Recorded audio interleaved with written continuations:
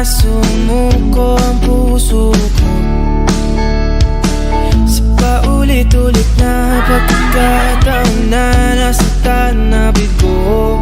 Mukhang delikado Kung kinakabahan ka, na-excite ka, halo-halong emosyon. Pero masaya. Overall, sobrang saya. ngayon ay parang kakaiba. Pag nakatingin sa iyong mata, ang mundo ay kalma. Ngayong nandyan ka na, di magmamadali. Ikaw lang ang katabi. Ang saan ko kay pumuti. Di na maghanap. Baka sobrang expect niya sabihin ko pogi. Oo, sa pogi. So, yun, mabait talaga. Hindi na ako pipitaw. Ngayon ko lang dahil sa'yo. Ang naging kulay ng aking nagsisilbing tanglaw. Ikaw ay galaw. Thank you sa lahat ng naiyak ako. Lahat ng pagkasigang sa akin. Tsaka sa sobrang haba ng pasensya mo. Ipinapangako ko sa iyo na ikaw lang hanggang dulo.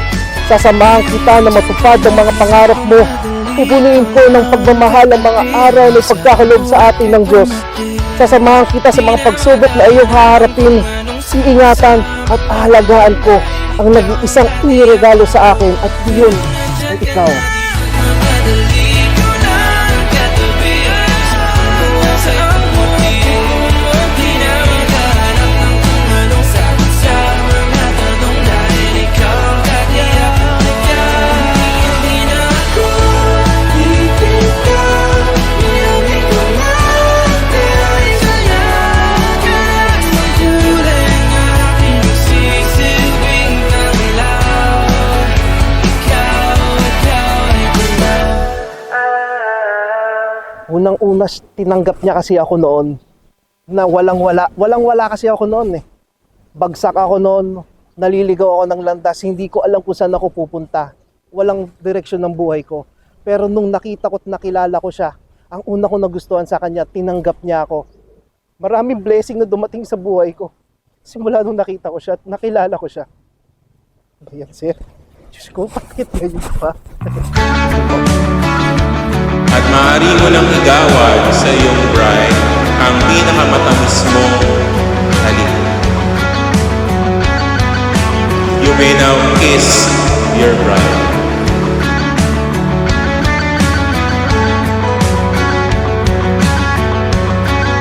Mangarap lang habang ika'y pinagmamasdan. Nagbibilang ng iyong Hi, mahal, Daddy, baby.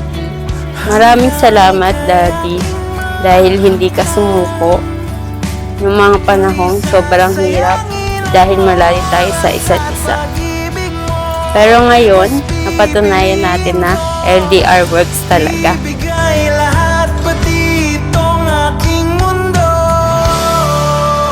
Halika't sumayaw sa ilalim ng bituin. Kayo pong dalawa ay iisa na.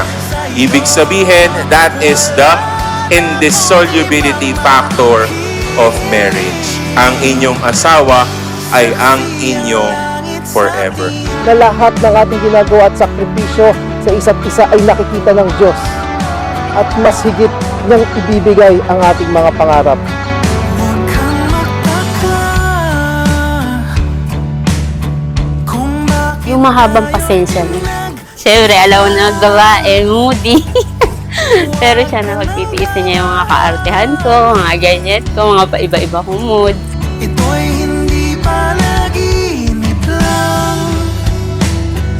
Hindi gumagalaw ang Kasi itong araw na ito ay tinakda para kina Dwight at kay Pauline para sila ay maging mag-asawa at iisa sa harapan ng Diyos. halika't sumayaw sa ilalim ng bituin. Habang ako'y nakatingin sa iyo, wala na akong ibang mahihiling.